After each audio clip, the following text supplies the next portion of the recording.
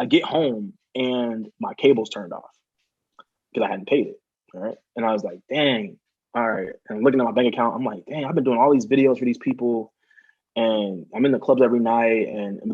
But this is my reality. It's like a really good like Okay. look at like what your reality is. Like you need to make money. And then I started looking at everybody in these circles and I'm like, man, you live off this person. Like, so like what happens if, somebody's mad at you one day, but you live in their house and you drive all of their cars and like, like et cetera. Right. Yeah. And so in my head, I go, all right, it's time to switch it up.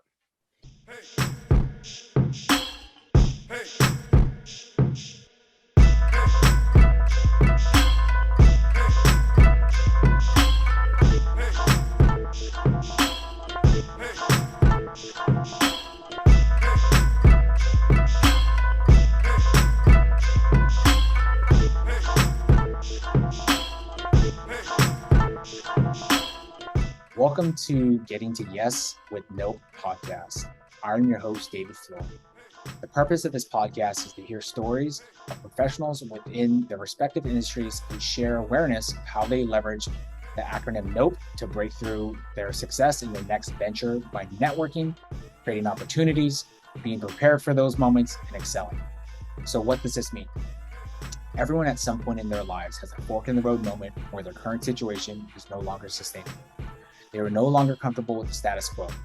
Many do not realize the opportunities in front of them by the people they know or they eventually meet. Over time, you will hear how individuals leverage their network by asking the right questions, understanding what it takes to break into the industries, asking or making those introductions, creating opportunities for themselves, being prepared for those opportunities, or learning to continue to improve where they will finally excel. The purpose for you, the listener, is to take some key points that you can apply in your skill set and create opportunities through N.O.P.E. So wherever you are, whatever platform you listen to, please like, subscribe, comment, share, and turn on those notifications to hear more stories. Also, if you'd like to learn more from each individual on the podcast or myself, please do not hesitate to reach out. So without further ado, I'd like to introduce episode number 1 with a former colleague and friend who I had the honor to work with during our time at Salesforce, Matt Alexander. We were both account executives working at our San Francisco office, but we did not initially start our careers coming out of college thinking we'd be working in the tech landscape. And I'd like for him to take the moment to share his story and learn about his success. So without further ado, I'd like to introduce you to Matt Alexander. Yeah, I appreciate that, man. I mean, kind of like you said, we work together. Tech is kind of my 9 to 5. I originally grew up in Chicago. I'm in LA now. I spent like 4 years in the Bay, a couple more years in Seattle. And that's all through just working in tech. So just able to kind of move around, bounce around, get some opportunities, which has been great, right? But yeah, kind of circled back to LA last year after being in Seattle for a couple years. So that's where I am. That's kind of the home base for now until I get antsy and kind of want to do something else. Yeah. Yeah. No, we'll jump into your background. I remember one time when I was interviewing from the entry-level sales role into the account executive role, and I came off as a car salesman. And my manager at the time said, "Hey, David, you sound like a car salesman where your entire life, you always wanted to be in tech and Salesforce was your number one place that you wanted to be at 5 years old." And that really resonated with me because, as kids, none of us think about that, right? Some of us dream about being a firefighter, some dream about being a policeman or a lawyer or an astronaut. So obviously coming up from Chicago, you've shared your story with me over the time of us interacting, but a lot of people don't know your story. People do follow you. You do share it from time to time on your social media platforms. But for this audience, why don't you tell us about your upbringing and what was that transition that made you get into film? And then what was that kind of like breakthrough moment where, hey, this isn't sustainable anymore. And how do I leverage my network to create opportunities? Yeah, man. Great question. So my background is pretty eclectic, right? Like if I were to start from childhood, I would say like depending on who you speak to that knows me, they'll have different like interpretations of like that question, right? So I think early on, I probably say up until like 16, 17, like most people knew me as an athlete, right? So I played three sports: basketball, football, baseball, played year round, and was really good at all of them. Like, I know people say that like I was really good and as a kid and like playing sports, right? But like I was really good. And there was times where it looked like it could be a career, right? And that didn't work out because the transition from like being in high school, being in Chicago, I had like a premonition early on that like Chicago wasn't the place that I probably should um, try to spend more time in. I guess around like 16, like there's a lot going on. It was just a lot of gang wars. I was caught up in the middle of a couple of things because in Chicago, everybody's gang affiliated, right? So in 2005, like 2004, 2005, like a lot of my friends were dying. But I was having great success in sports. So it was a very weird, like kind of thing for me where I was like, all right, like I could try to see if I can push the sports thing, maybe get out and maybe go, to some college somewhere around in the area.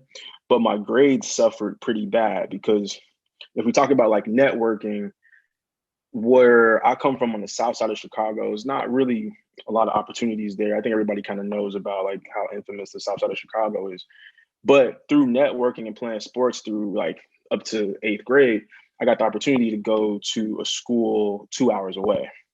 And so I played sports at that school. We were very successful. But I still went back home every day. All right. Like, so that's kind of like my conundrum of like, I'm with these like kind of elite, very smart, I would say upper class people in Chicago when I go to school, but then I come home, I'm back in the hood.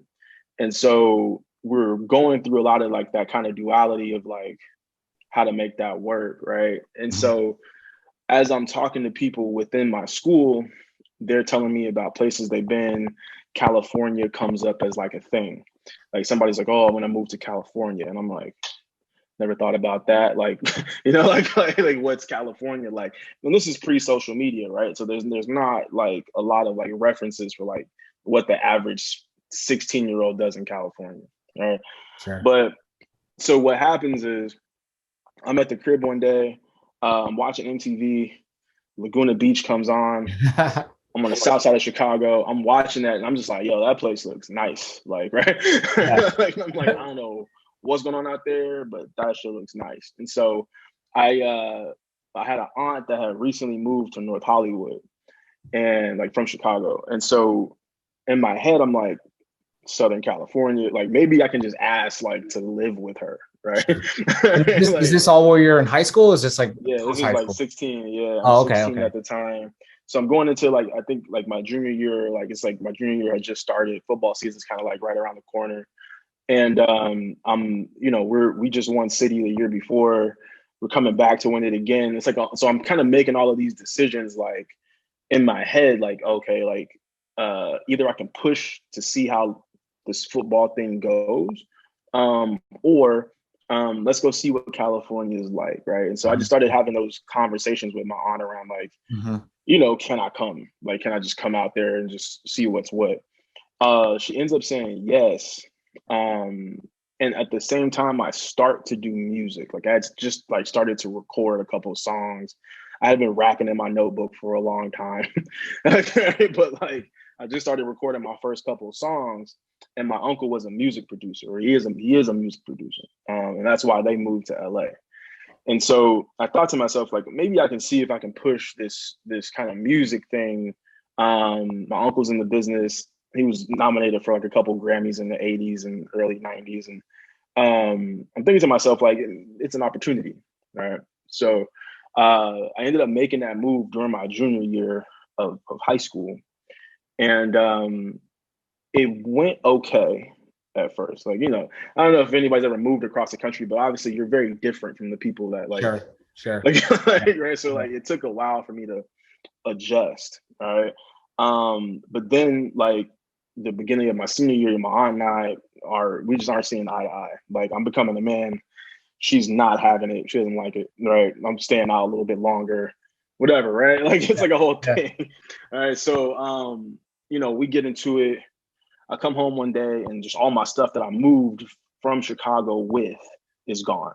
Like, and so I had spent the weekend at a friend's house. Like, their family had took me like on a surfing trip. Like, again, I'm trying new things, right? So, but I came home, all my stuff is gone, and I'm like, where's all my stuff?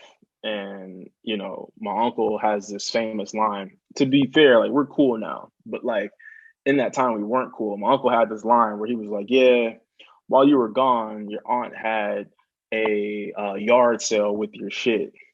And I'm like, "What?" And he's like, "Yeah, so your shit doesn't live here anymore, but you can stay if you want." I'm like, "What?" Like, it's like, so I'm just, like, verbatim, fuck you both, I'm leaving. Right. I go back to my friend's house, and we have like a conversation. I call my grandparents because my grandparents lived in Chicago at the time, and I just kind of tell them what happened.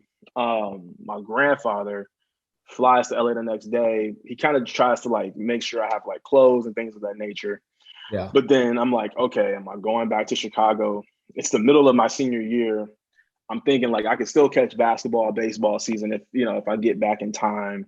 And then, but to my grandfather's credit, he was like, "Man, you need to just stay out here." And I didn't understand it. I was just like, "Bro, like, I don't want to stay out here anymore, bro. Like, this place sucks, right?" And so he was like, "Nah, just stay out here. There's nothing for you back in Chicago. We know what that is."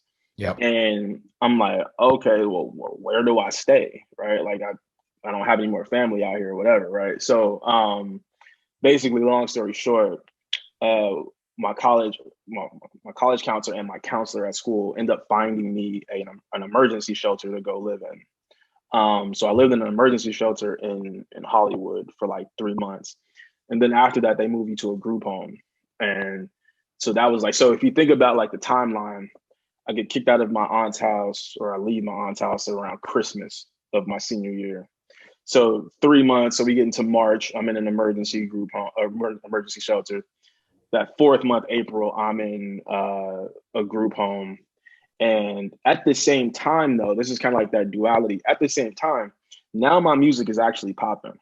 Been making music for like a couple of years. I'm on MySpace and it's up. Like, it's like it's super up right now. So it's a very weird thing because while that's happening, I'm trying to find out where I'm going to live, where I'm going to go. But like online, I'm popping. And so popping to me at that point was like about 500 plays a day on MySpace, right? Which organically, I think most artists would want that. Like, if you're an artist right now with not that big of a buzz and you're getting 500 plays on Spotify a day, I think you're pretty happy with that, right? Yeah. So that's where I was. And then I was doing tours through like Power 106 and like, I don't know if you know those high school tours, like where like the radio station would show up at your school. Oh yeah, like, yeah. They have that in the Bay Area, yeah. Yeah, so I was doing that. I was like going to various high schools performing. Yeah. Like, this is my new song, whatever. And then they would interview me afterwards. Like, and it would be like me and like somebody who was like on All That back in the day who's now rapping, or like some like Nickelodeon. It's like kind of like people that you'd be like, "Yo, I seen you on something," but like you're not popping, but like you do music now. Like, that's kind of like that was the thing. So like we were going to different schools around LA doing that. And so that's how people kind of got to know me. And so it was like kind of a funny time. So I'm homeless and I'm leaving, I'm going and doing shows, and then I'm going back to an emergency shelter, right? Like, and then they're interviewing me like, "Oh, why is it important to stay in school?" And like during these kind of like talk to us about like, Yeah. And I'm like, dude, like, I'm skipping school to do this. Like, I don't. It's not that important for me to stay in school. Like, I'm trying to make it doing this, right? But I always found that funny. Like, they would ask me that question, I'd be like, "Bro, I'm totally missing school right now." So that was a thing up until I graduated. And so if we talk about like film, where like the majority of my success came, what happened was at that time, YouTube started to become a thing. Like, so if anybody can think about the landscape of like social media around that time, you had MySpace, Facebook was just starting to be a thing. You had places like Vimeo or like Photo Bucket and like Friends. So it was there was no centralized place for like social media. Like, so if you were really good at videos, your videos just went on your MySpace, right? Like that was kind of the thing. But we started to come out of that where everybody, you remember that, like everybody's like, "Yo, MySpace sucks, it's dead." Yeah. Too many, like, you know, like, so we were coming out of that and I'm like, Sure. oh, this is like my whole thing though. Like, so I don't really know like what happens next. Now, if you're smart, and my peers at that time, I would say would be like Tyga and like Schoolboy Q and like the cool kids. There was a bunch of people like in that little era that was like around my era that ended up blowing up out of that. But what they were smart at, even like Justin Bieber, what they were smart at was like they understood that YouTube was next. All right. I didn't understand that. I just was like, I had stuff on Vimeo, Photo Bucket, whatever. Like it was like whatever. Like, like so, because it wasn't quite clear which one was going to be the thing. All right. And so the people that doubled down on that usually became successful, I'd say, or there's a higher chance for them to become successful. So I was like, man, I want to figure out. I was broke at that time. So now I'm in college. I'm broke. And I'm trying to figure out how to shoot my own music videos. I'm trying to catch up now. I'm like, oh, I need to learn how to do this because I'm asking people to shoot my videos and they're asking for money. Right? So it's like, and I was talking like to like big directors, like to Matt Alonzo and like Colin Tilley, a bunch of fools like I reached out to and had conversations with. And they would be like, yeah, bro, like, just give me like $600 and I'll shoot your video the same way I shot like Tiger's video. And I'm like, $600, bro. I don't got $600. Right? So just to back up really quick. So how did you back it up? How did you network your way to get to that music? Were you leveraging your uncle, or were you leveraging just like you just going out and about and meeting people like through your interactions? So I think one, MySpace. Okay. Like that's kind of like the beginning and I don't want to say the end, but like a majority of what's happening is I'm reaching out to people, they're reaching out to me, and I'm meeting a bunch of people, and then I'm going outside, right? Like, so shows, I met a bunch of people that worked at MySpace, like, so they would throw the MySpace concerts and things of that nature. And through that, I got like on the MySpace homepage and like a few like just through networking like that. And then the people that I was working with, like I was signed to a couple producers that were really big in the Filipino community. They were called The Story at the time, but there's a big, obviously LA has a huge Filipino like connection. And at the time, the person who ran MySpace Music was this woman named Roslyn, who also is Filipino. And so the guys I was signed to went to high school with her. Oh, okay. So that was like, so that kind of opened up a door for me. And then that door continuously opened because they knew various people in that community. And then my uncle would put me on to certain things, like he would do movie scores for like Tyler Perry or like Randy Jackson. And so I remember like he was working on a cartoon, like Randy Jackson was doing this cartoon, like, and this was like when American Idol was popping.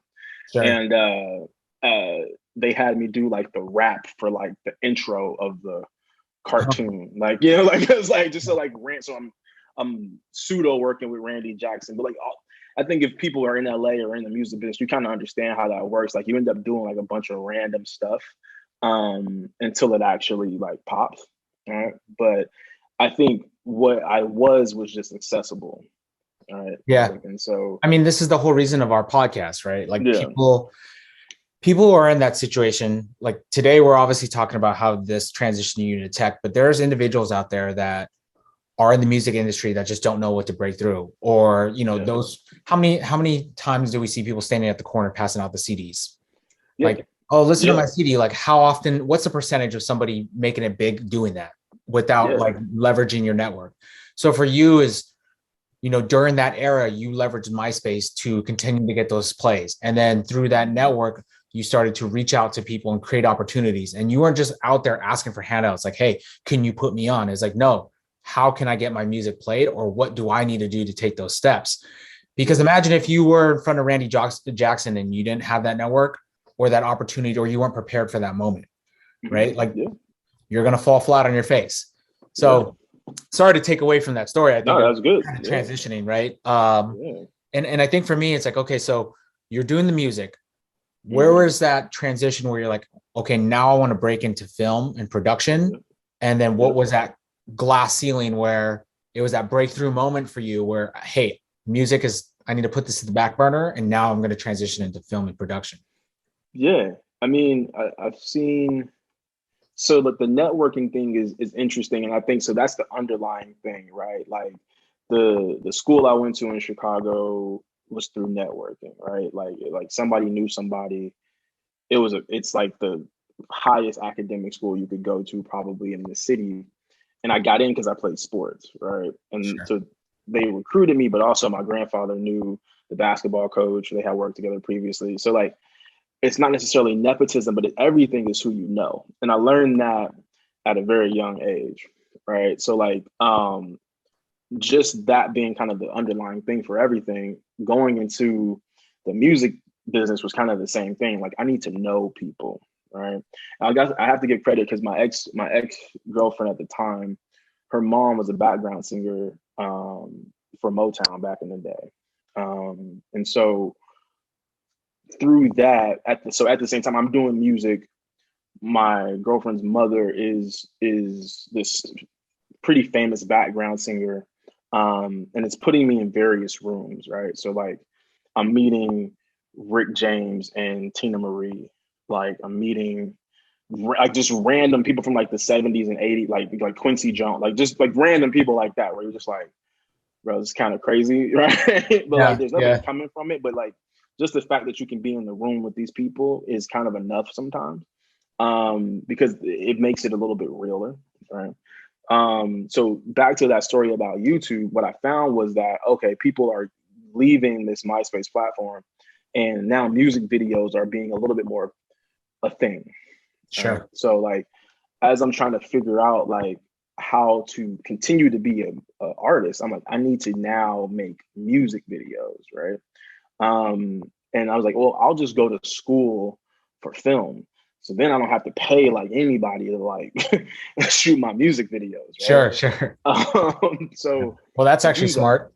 Yeah. Like, because I was like, as I'm trying to figure out like school, it's becoming a thing. Like, so school was always a constant, but I wasn't like necessarily the biggest school guy. I was just doing that because everybody else was doing it. And I was like, well, I should probably like do something that is interesting to me. Right. I didn't want to do music in school. That was the first thing. Why don't you go to Berkeley? Why don't you go somewhere like that has a music program? I'm like, sure. I already do music. Like, so yeah, let me figure out what's next. Naturally, film was the next thing. Right. So at least like creatively on that same plane. It was like I can use those same skills. They're transferable. And so yeah, I went to school for film.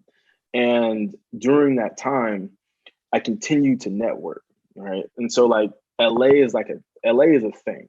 It's a whole thing, right? It's a scene. And as I'm entering, let's say 1920, I'm being exposed to people that are a little bit higher up than what I'm used to in my personal life. So like, now this person maybe has gone off and been successful doing music. This person might have got an acting role, et cetera. So now we're getting to be adults, and we're trying to figure out like that thing, right? So like, as I'm doing that, I'm meeting people through the people that I was signed to. Basically, like the story was their producer name. There were two guys, but they introduced me to a guy named DJ Mike Danger, and Mike Danger was a really big, I don't want to say a really big DJ, but basically what his role was in LA was to warm up every popular club in the Hollywood kind of space. So you would have like, let's say DJ Khaled was coming to Playhouse on a Thursday night, right? But he's not going to go until 12. So who DJs from 10 to 12? Yep. It's Mike. And it's Mike at every single club on Tuesday, Wednesday, Thursday, Friday. So like, I meet him and I'm like, yo, you know my boys. And I randomly ran into him at school. For some random reason, he was there at a food truck, but I knew who he was on MySpace, and my boys had a conversation like, bro, you need to meet, you need to meet. And this fool just happened to be at a food truck as I'm walking past. And I'm Yeah. like, hey, bro, like, I know you don't really know me, but like, you know Yeah. my boys. And ironically, he knew me. He was like, yeah, bro, we talked about like us linking, bro. And I was like, oh, okay. So he just had me start to come to the club with him. Like, bro, just show up. I'm like 20, about to be 21. He's like, bro, just walk in with me. You're good. We would come in super early, like the club opens at 10. He's walking in the setup at like 9:30. So like nobody's really checking IDs. Nobody's really like, like it's kind of like one of those things. So at the time I started to get a camera. I'm like renting cameras from my boys. Like, yo, you got a camera. Let me just borrow it. I'm gonna go to the club tonight. Right. And so I started to shoot in the clubs as he was DJing. And then obviously we would kick it afterwards. But since he's the opening DJ, he has the connections with everybody in the industry that's in there. So like now I'm his guy, right? Like, okay. So now I'm shooting at this club Tuesday, this club Thursday, Saturday, Sunday, right? And so that becomes the basis of my film career. Let's go shoot kind of the nightlife scene. So would you edit those like right after, and then just like kind of then you guys would launch it to YouTube and like just promoting your businesses and services? Yeah. Or if he wanted the video, or somebody else wanted a video, we put something together and be like, all right, here it is, whatever. And you go put it on your page or whatever, right? But like that's how people got to kind of know me. And so he would introduce me. What ended up happening, he introduced me to all the guys on Fairfax, mostly the guys that worked at Diamond and at the Hundreds. Oh yeah, okay. So I got cool with those guys, and now I'm filming things for Diamond, right? And that starts to become like a thing. Now people really start to know me a little bit as far as like Matt does the stuff, and just naturally the music started to take a back seat because I was so busy doing the other things, right? And so through I don't know if you know Diamond in 2010, 2000, like it's popping. Yep. It's like, and they do collabs with every big artist. So as these artists are coming through, I'm getting to film some of the store launches and things of that nature, right? And so I'm meeting people. We're going to the club later. I'm in the circle, right? Yeah. Simultaneously at school, I went to Fashion Institute downtown, and we had a weird thing happen at the same time where at FITM, there weren't that many guys, especially guys that were like interested in girls, right? So like, and everybody knows that. That's not like a taboo thing to say, but like it just is what it is. And so we would throw parties, and we got kind of known for throwing these parties in downtown LA. Like we had like this little crew of like maybe 7 or 8 of us, and some of them worked on Fairfax as well. They were skaters, they were, photographers, whatever. And we just got kind of known for throwing parties. Sure. And like, if you watch the funny thing is like Krayshawn's like Gucci video that's like super popular, that was shot in our apartment, right? Like, because she was just at one of our parties and she was like, yo, we should shoot a video, right? Okay. But like, that was kind of like how it was. And like when our future started to blow up, they obviously were like super young. They were on Fairfax. They knew us, we knew them. And like when Jasper and all of them, they were in high school, but they used to just come sleep on our couch, right? Like they used to just be like yo, like, so like, but we were known. So simultaneously, Hollywood's a thing, and we made downtown LA a thing. And the people around us are starting to blow up. So like, as our future takes off and goes in like their direction, or Krayshawn takes off and goes in her direction, I'm also simultaneously working in Hollywood and on Fairfax, like with different people. That leads me to Mike Danger has a connection with Drake's DJ, Future the Prince. And he's like, yo, Drake and them are coming to town. We just want to film. Let's film some stuff. He was like, all right, cool. So Drake is notoriously like disconnected. Like he's already a superstar. This is after the first album, right? So Thank Me Later came out, and now he's like he's the guy, right? It's like Wayne's still here, but like you can see it about to happen, right? Yeah.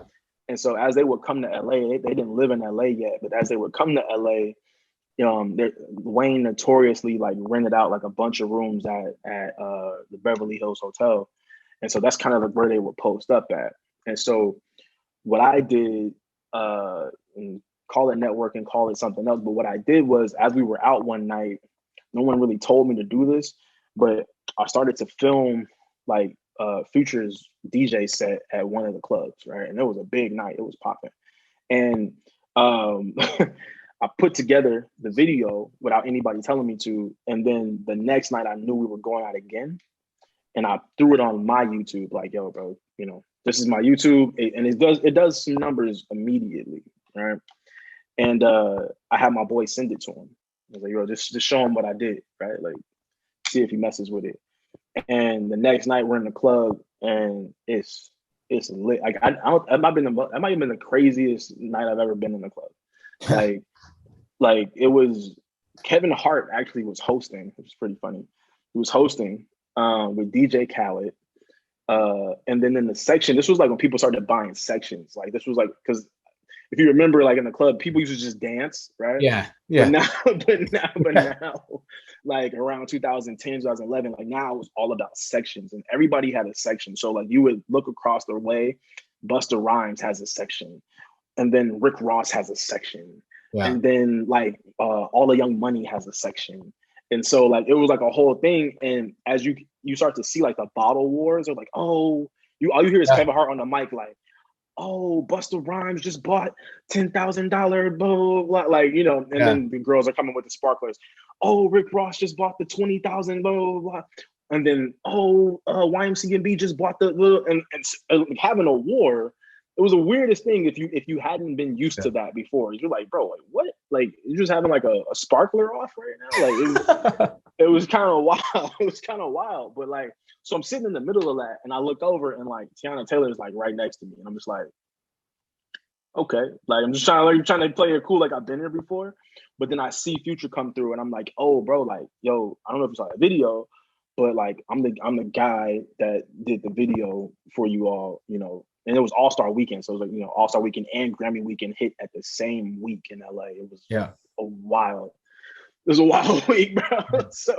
So I told him like, yo, bro, I did that video. And he was like, yeah, I liked it a lot. He was like, yo, you should come to the hotel. We're talking about launching a few projects, video wise, that I think maybe you could be a part of. And since they didn't have a full-time guy yet, they was like, we just need like an LA guy when we're out here. So, just pull up, say less, like, so like, like I pulled up to that. And it was funny because they're in the Beverly Hills Hotel, and like, this is kind of how like LA is. Like, I didn't have a car. And so when they told me to pull up, I had to get my boy who I lived with. I slept on his couch at the time. Like I was dead broke. I slept on the couch, and I was like, all right, bro, like I need to just go over there and meet with Drake and them, whatever. Like, like, like, bro, you doing what? I was like, yeah, just come with me. Like, and he was like, all right. He had this busted Acura that was like 10 years old. And we pulled up to like the Beverly Hills Hotel and like valeted. And like parked it like right next to like a Rolls Royce and like a Bentley. Like it was so stupid. Like I wish social media was a thing, because we would have like had a story of it. Like, bro, look how dumb this look. Like, like, and they're like, yo, who are you here to see? And we're like, it was like, put it on Little Wayne's thing. I was like, yeah, like we valeting, like put this on Wayne's thing. Like it was like, bro, what? Like this busted Acura, like, so like it was a whole thing. So like. But we ended up talking for a long time, me and Future the Prince, and just kind of talking about like what they wanted to do visually. And this was kind of the start of like what OVO like as a brand was going to be, right? And the one thing I took from that, and he probably doesn't even want me to say this, but like I think it's a good story for a lot of other people, because right now he's not Drake's DJ anymore. He's his manager, right? He does most of his deals, but at the time he was literally just Drake's DJ. But at that night, there was a lot happening. Like Chris Brown had that Chris Brown Rihanna stuff had just happened, and like it was a lot of like that was kind of going on. And on a phone call, I'm listening to him talk to Wayne's manager at the time, which is also Drake's manager. And he hangs up and he's like super angry about the conversation because like people aren't moving as fast as Drake would like or the rest of them would like on certain things. And he was like, bro, he was like, we could do this on our own. Like, we don't need these people. Like, I'm just as good as these people. Blah, blah, blah. Like he kind of was speaking it into existence, like in that moment, like, I think I can do what they do, and I think I'm better than that, right? And all he had to do was like kind of stay put and not mess up his position. And yeah, like 5 or 6 years later, he's Drake's manager. And you see where Drake as a person, as a brand, kind of took it from that point where he was like, let's say third album to like now he's a billionaire at this point. Like, I don't think people know that, but he is, right? Like, so, and that's because of him empowering the people around him. So if we talk about like the networking story, right? Like just being a DJ in Toronto, seeing Drake and being like, oh, I think this could be a thing. And like, then just staying down and staying focused and doing your job really well until the next opportunity opens, right? Like, and so I watch that career path as well, kind of mature. And it was wild kind of being there that night because it was just me, him, and my boy. We were just like, it was just the three of us. And to hear him go like, bro, I could do this myself. Just then seeing him like, being like, oh, like, yeah, bro, you're doing your thing, right? Like, So what was that moment where, I mean, that's a cool lifestyle. How many people want to live that lifestyle, right? The flashy lights, fancy cars, everything, right? Like beautiful. People who dream of Hollywood want that lifestyle. So what was it where you're like, I can't do this anymore? Yeah, bro. So like what a lot of people I think understand about LA is like you have a bunch of highs and lows, right? What you see is a bunch of people that are in the circle are not necessarily successful. Like you're usually there because of someone else. Sure. So it's like, okay, like these 5 people, like those are this person's guys, or that's this person's girls, right? Like, and what I started to notice that was like in every single club that we went to, it was always the same people. So no matter like who else was in the line or whatever, I would look around and be like, yo, these are the same girls we saw on Tuesday. These are the same girls we saw. They're like, it was like legit. Like I would just look around and be like, these are the same people. So like there was a method to how you would be able to get into these spaces, right? And you had to know somebody. You couldn't just not. But what happened to me one night is after we left the club, we all leaving, like, so we're leaving in a bunch of cars, nice cars, like Lamborghinis, Ranges, like whatever, like it's like a whole thing, like it's a movie, right? And I live in Koreatown, so anybody in LA knows it. So like, I live in Koreatown at the time, and we're in Hollywood, and those guys are going back to Beverly Hills. So the train stopped running in LA at 2:00 or like 1:50, and the and the club closes at 2. All right. So as we leave, I'm hopping in the Lamborghini. They take me 2 blocks away to the train station. Like, so I looked lit as I was leaving, but I have to get on the train. I missed my train, right? And so I have to get a cab back home. Like you have to call the cab service, right? So like, because there was no Uber. Yeah.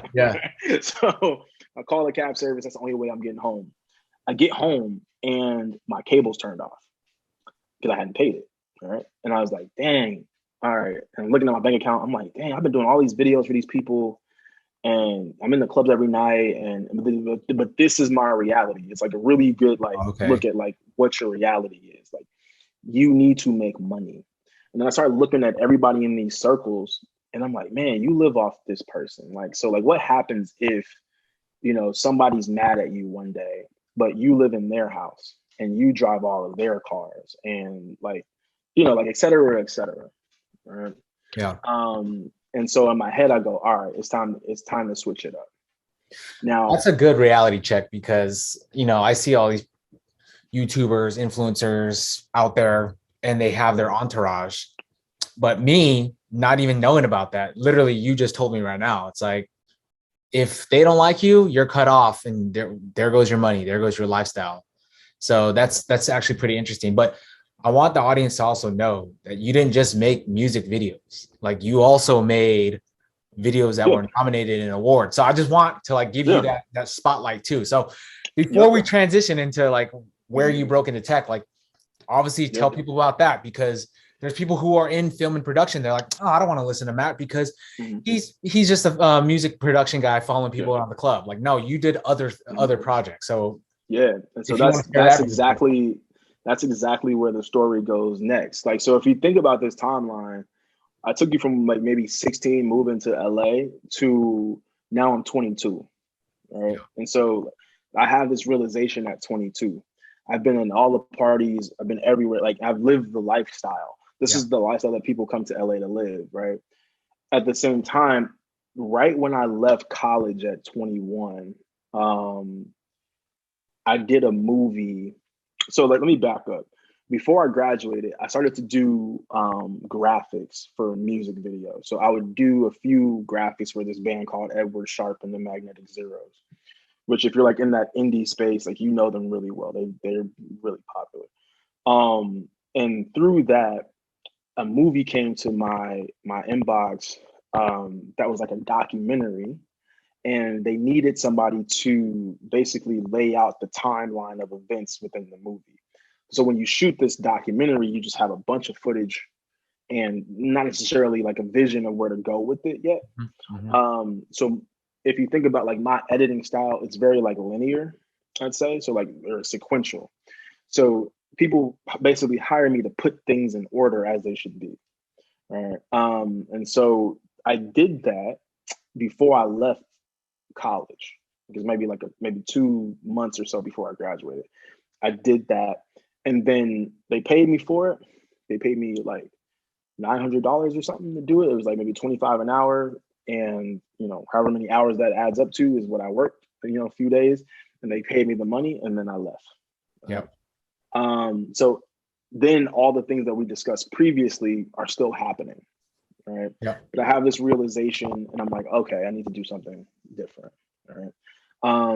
And so while that's happening, I'm now trying to figure out like what to do next. So my apartment, uh, you know, is just a wrap. I'm like, all right, this is I don't have the money to pay for this, right? yep, So I've lived on my friend's couch. I had this apartment, but I'm like, all right, my grandparents moved from Chicago to LA, and I'm moving with them.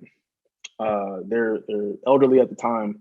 They need some help, whatever, and I need a place to stay. All right, so like, I move in with them and start working like odd jobs. Like, I sold watches at Macy's.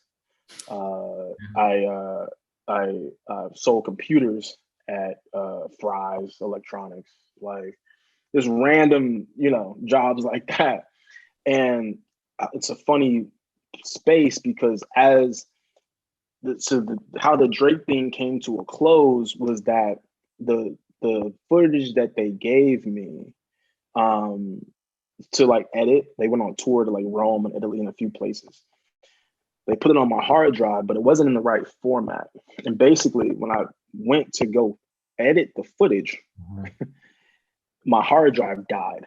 It literally just crashed, and it was unreadable. And I was like, so, all right, what do you do? Right. So I go back to them. I'm just like, yo, like, that stuff you guys gave me, like, is not like, like, I cannot do anything about it. And that kind of like, I don't want to say it didn't sour the relationship, but like, at the time, it was very hard to share files over the internet that were that big. yeah, Like, you had to kind of be in the same space, and they were back in Toronto or Miami, and it was like, bro, like, we just don't have the time to come back and just give you these files, yeah, right? So we kind of ended up like, we're cool, whatever, but like, yeah, but like, that was opportunity. It sucks, but that's what it is. So I then start to work these other jobs. While that's happening, I do that film, the documentary. but I don't know what happens. I don't know like what, like anything really. And so I started to get my life in order a little bit as pertains to like money. I finally found a 9 to 5 that pays me over $20 an hour, and all of these things start to happen. And that's also through networking with friends that were like, hey, I went to college, and they were like, yo, you should come work over here with us. Yeah. Cool.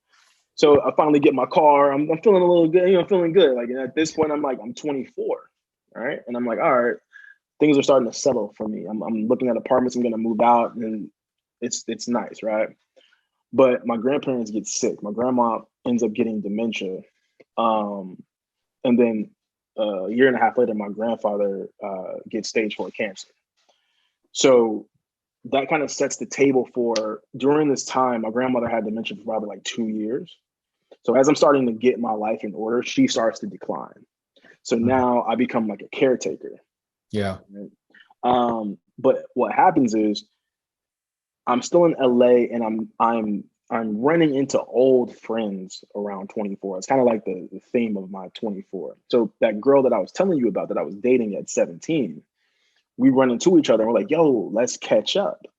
I'm like, all right, cool. So I end up going to her house, and her mom is there and she's there, and we're talking about this movie that they just screened, right? They're like, oh, we were at Sundance and we screened this film, and it's about background singers and Motown and blah, blah, blah. And I'm like, yo, that sounds super familiar. Why does that film sound familiar to me? Like, and they're like, yeah, it's called 20 Feet from Stardom. And I'm like, what? Like, can I see? I was like, yo, can I just see? Like, do you have a copy of it here somewhere I can just watch? And they put it on for me. And I'm like, yeah, I edited this. Like, so I'm sitting there like, what the? So immediately I'm like, okay, so you guys went to Sundance. They're hyped. They just got back. We went to Sundance. We sold it for 7 or 8 million. Blah blah blah. And I'm sitting here like, well, they paid me $900 for. Oh man. And so I'm sitting here like, okay, I can see what they did. But like, they got a budget. They brought in other editors. They added graphics. They added, like it was now a bigger thing than when I first touched it. Because when I touched it, it was just raw footage, right? Yeah. But the timeline was still the same. So in my head, I'm like, do I get money for this, or like, am I even credited for this? Yeah. With the whole thing. And so we get to the end of it. I do see my name in the credits. So I'm like, okay, great. But like, you still paid me $900.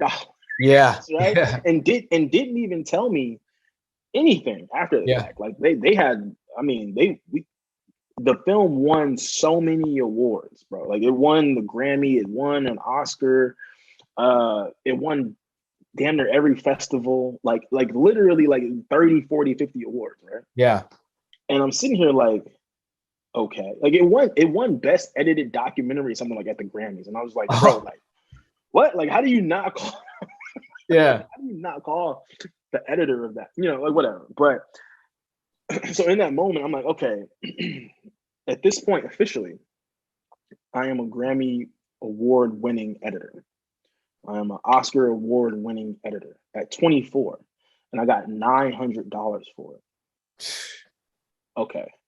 So like now, how do I capitalize on like the success of this stuff? Right. That's kind of where my head was like, how does that work? Right. Yeah. And so I thought like when the movie came out in theaters and stuff, that like my phone would just start to ring, like it would just go crazy. Mm-hmm. And that didn't happen. Like that did, like, I got a few calls, but nothing crazy. Right? I thought I was gonna be editing like Marvel movies and shit. Like I thought like, like that was the next thing. That didn't happen. But I'll say what did happen was, as my grandparents ultimately pass away, I start to figure out like, what do I do next in life, right?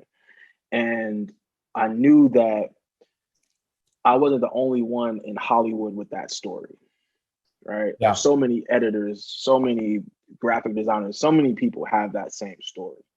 And I was like, at 24, I could see that, like, man, like, I don't want to have to like sing from my supper, basically. Yeah. Right. Like, and so as we're thinking about that, I'm having conversations with a bunch of people. I decide to go back to school. I'm like, I'm gonna go to school for business management. Right. Like I'm gonna figure that out. Right. And at the time I'm having conversations like, okay, like so what do people even do with a business management degree? I don't know. Yeah. Right? I have no clue. This is like totally different for me, right? What do people do with that? And we start to make a list of like, you can get into accounting, or you can get into, project management or sales or whatever. So I'm asking like, who makes the most money on this list of things? And I'm So sorry, like, who are you talking to on this? Is just this? friends, there's just various Oh, friends, okay, okay, got it, got it. like, mentors, whatever. And I'm like, yeah, like who makes the most money? Like sales. Like, but sales is just like the overall thing. Like, Yeah, I'm like, okay, like what kind of sales? Tech sales. And okay, cool. And so again, leveraging my network, right? So I knew a few people who worked in tech, or who had family members that worked in tech. And so now we're having conversations around like, what does that look like? How do you even get hired or whatever? So ended up doing an internship with one of those people that I'm talking about. And they were like a director at a company called N.O.P.E in Pleasanton in the Bay. And I did like a 6 month, like, you're basically just dialing, yeah, cold calling, whatever, right? To sign people up for their conference that they have, like this user conference every year, right? So I do that, and we sign up the most people they ever had, right? And I think some of that is luck, some of that is timing, right? Because as a company, that's kind of, yeah, they were going that way anyway. Like it was, so I'm not gonna say I was like the best sales, conference salesperson ever, yeah. but it happened at the right time. And through that, they offered me a full-time job as like an SDR, basically. Just come in and be an SDR. Sure. And so I'm in school, and I did 6 months in school. During that 6 months, my grandfather passes away. So I go back to school in July. My grandfather passes away in August. We have his funeral in September. And then my grandmother passes away in October. And we have her funeral in November. And then that 6 month period is like, so July to December. So by the time I'm done, the Christmas break or whatever, we've signed up the most people that it's ever happened, Yeah. like at their thing, right? So like by the end of December, they're like, yo, do you want to work here full time? And I'm like, yeah, sure. And it's close to six figures, right? They're paying me like maybe $25 an hour for like the internship. And then I believe I first signed for like maybe 80K. Is that all in? Is that like the OTE and the base? That's OTE. Yeah, that's OTE. So for base is probably people who aren't familiar with the tech, in the entry level sales development org, it's like a 80-20 split. So like 80% of is your base, 20% is like when you book meetings. Now, when you grow into that next role in a full closing, it's traditionally a 50-50 split. Now, every organization is different with the pay, but for somebody fresh out of college that's transitioning, or somebody that's moving from blue collar to tech or corporate, that's a pretty good paying job, right? So, so for people who are in film and production looking like, all right, what do I break through into tech? Like, it's kind of like a good paying job rather than just getting $900 when something was sold for 70 billion or 70. So, yeah. So, that's the trade-off where I'm like, okay, the 80K, like, so this isn't what I want to do, right? This isn't what I'm passionate about. This isn't what I spent more than 6 months doing, right? Like, but the return on investment, the return on my time was like, was huge. Like that's like I don't even know like what the number would have been on that return on investment. But like Sure. spending 6 months doing something as opposed to 10 years doing something and Yeah. only getting $700 or $900 and then getting 80K after 6 months was great. I was even happy with the $25 an hour, right? Because that was the most I had ever made at the time, Yep. right? Like, and so what happens is like when they offer me that full-time position, like I said, I'm still in school. My grandparents had just died, but I'm also trying to figure out my living situation because I lived in their home. But as a family, we're like, yo, we have to sell their home. We have to get their affairs and, all of that type of stuff in Yeah. order. So this job really hit at the right time because now I can officially take care of myself without like any kind of worry, so to speak. Yep. And so when that happens, I call school and I'm just like, yo, I'm not coming back. I'm just like, I'm in school to get a job like this, right? And yeah, like why would I even like continue to do this if I already have what the mission of this thing is, right? Yeah. And so that's kind of how my start to tech happened. I'm still in LA at the time, but the thought process around tech was like, hey, like if I network tech the same way that I networked film and music, Yep. I think I could be relatively successful. And apparently I'm gonna make more money. Sure. Right? like that was kind of the thought process around like why I stayed and like doubled down on it, I'd say. Yeah. So the message here, for the audience that's listening is you don't realize the network that you have around you to create all those opportunities. And, this is the first time that we actually gone into detail of your life story. And there's a lot of things that stood out to me about the network that you had presented in front of you, like from your aunt to your uncle, right? To like, hey, come down to Hollywood. And then you already transitioning to making that music and then creating opportunities for yourself. I'm sure there's stories that you didn't go into detail about where you tried an opportunity and you just flopped on your face multiple times, but you prepared yourself for that moment and it just accelerated yourself to get to that next level. But then you realize that, hey, I can't do this party lifestyle, seeing the same people every time and not getting compensated for it. And then now I'm going to start doing this editing and I'm not getting compensated for it. So what is that for the next step? And I think there's messages here that you created all these opportunities for yourself through your network and through whoever mentor was in your life. But, before we wrap this up, like, what are some key things that you should leave to the audience to like walk away with from your message and your story? Because you're already networked as it is from 16 years old when you're playing football at some, private school. But what are some other elements that are people who are stuck in this road? Like, all right, how can I take whatever Matt did in his success and apply it to my skill set? And how can I create opportunities for myself through my network? Yeah, no, that's a good question. I think, so like a good thing for me that happened was my mindset shifted, and I'd say around 1920 was when that 19 or 20 was when that happened because while I'm in school, and so like there's a gap between like me doing music and then kind of everything kind of changing socially within like how music is presented. And I'll be real with you, bro. Like I was doing very like I don't want to say conscious rap, but it would probably be backpack rap. And then Soulja Boy came out. Oh, yeah. It's like all right. So if this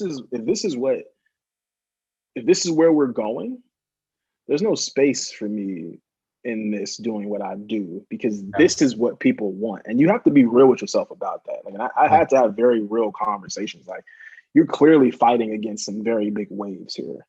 So do you want to continue to do that? Or is it better to like spend your time doing something else?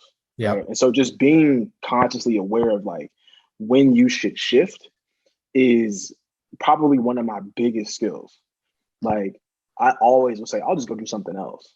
Like that's like people they know that I say that around me. Like, bro, I'll just go do something else, right? Because like I got a feeling that I'll figure it out over there, because to me, I realized that like a lot of skills were transferable early on. Yep. Right? And the networking kind of being the crux of that. Right. Yeah. But like when I say my mindset shifted, was what I realized was that in the world, the way of the world is still shaking hands, kissing babies, showing up to things, being visually seen, more so even right now, like socially seen. Like, how many girls do you know on Instagram that have 100,000 followers? And you look at their screen and be like, yo, who is this chick? Like, you have no idea like who she is. No one knows who she is. We don't know if her followers are real, but like there's so many of those type of profiles. Yeah. But can you go walk into a room as yourself and people know who you are when you walk in the room, and you're able to get whatever point across that you want in that room and potentially get an opportunity out of it? Yep. So what I did at 19 or 20, I was super depressed, bro. I was like, man, this music ain't working. I don't know what I'm gonna do next, like whatever. And I was sitting in my apartment and I was getting invited to things, but remember when I said that train thing, like I knew the club got out at 2, and I was like, bro, I have no idea how I'm going to get home if I go out. Like, but so I would stay in my house. I would just stay there, like, and never leave. And one day I was just like, man, fuck this. I'm just gonna go out and see what happens. Right. Like, if I can't get back, I can't get back, whatever. Like, just go. And when the moment, I'm talking about the literal night I did that, my life changed. I met a bunch of people. I met like the ice cream skate team, and like I met like a bunch, like just random people that was just like, and they ended up becoming homies. Right. Like all the skaters on Fairfax, Torrey Putwill, P Rod, like all those guys, Sheckler, all those guys. I met them that night. And I was just like, okay. And I still figured out a way to get home. So, all right, it wasn't so bad, right? And so what I thought to myself was like, okay, the currency of the realm is still being visually seen, because it doesn't matter if you follow me or not on Instagram or whatever. Like, if we're in the same room, you know who I am, right? And that's enough for me. Yeah. Right. And so I think people get caught up in that side of things where like you have to like look like you're doing something. I got to the point where I was like, I just would much rather be doing the thing. I don't care if it looks like I'm doing it or not. Yeah. and it goes back to our point, right, at our time at Salesforce, right? Like, we only interacted maybe like a year and a half, 2 years during that time. Yeah. But the message during that was build your brand, right? Like, your network is your biggest asset. And if you're not asking the right questions or asserting yourself the right way, there's opportunities in front of you that people don't realize. And if you're not asking those people for the right questions, those opportunities are going to come and go. And if you're not prepared for that moment, you're not going to excel. And I think one thing that stood out to me in these bullet points, closing this out, is the fact that you were real with yourself and you had this self-realization, especially at 19 years old. Like, I didn't, at 19 years old, I was trying to major in criminal justice and be a juvenile probation officer. Now here we are in tech talking about our experiences. So the fact that you had that social awareness, but then also how you can command yourself in front of the room. So it's not like asking people for autographs or saying like, hey, can you put me on or listen to my music? It's like, okay, here's what I've done and here's what I'm going to do. And here's my executive summary, right? So people are like, okay, I see what you did. And you're asserting yourself. You're like, I'm taking an initiative in this. So, I know we're coming up to the end here.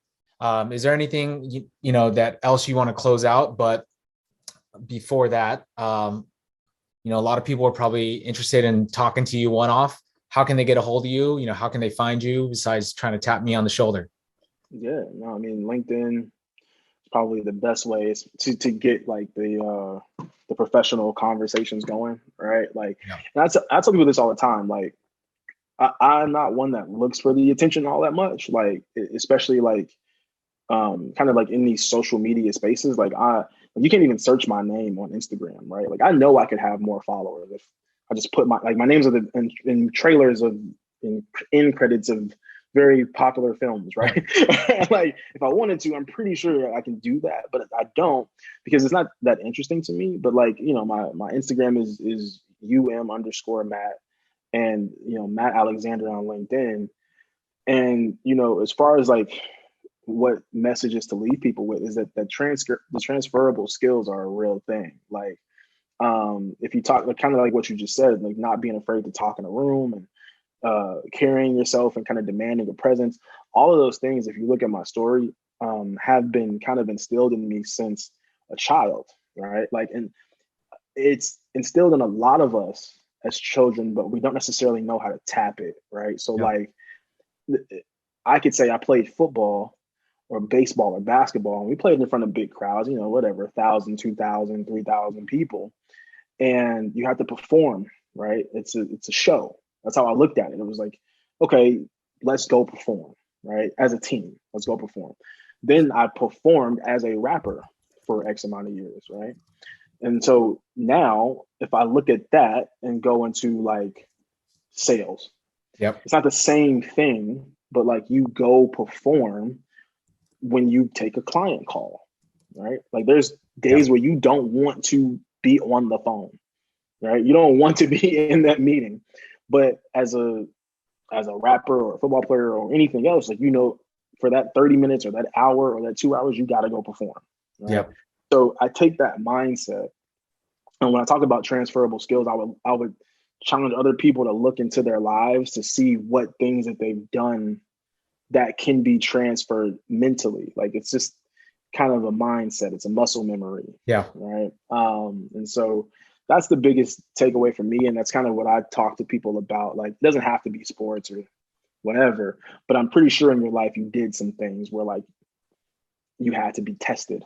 Right. And those things can be transferred into getting into tech or, even keeping your job within tech. That's a whole other. Absolutely.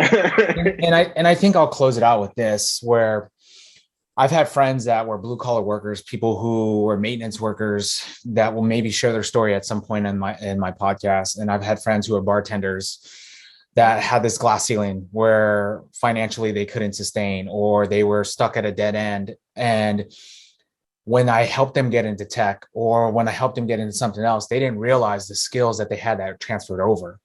And it's like, no, you were already kind of doing that element. You just weren't. I need to reframe your mindset to show you this is the way to do it. So, Matt, I appreciate you coming on, sharing your story. This was a great story for episode 1 of Getting to Yes with N.O.P.E, with your host, David Floor. So I appreciate you again. And for anyone else, if you have any questions, please feel free to reach out to Matt. For those that are film and production, obviously, if you don't have a LinkedIn, try to find him on Instagram. But then also at the same time, if you guys, anyone else, you have any topics, comments, please feel free to reach out. I'll drop my information below. And if you want to be a guest on the podcast, please feel free to reach out to my information below. But Matt, thank you again. And we'll tune into the next time. For sure, bro. Appreciate it, man. Yeah. Take care.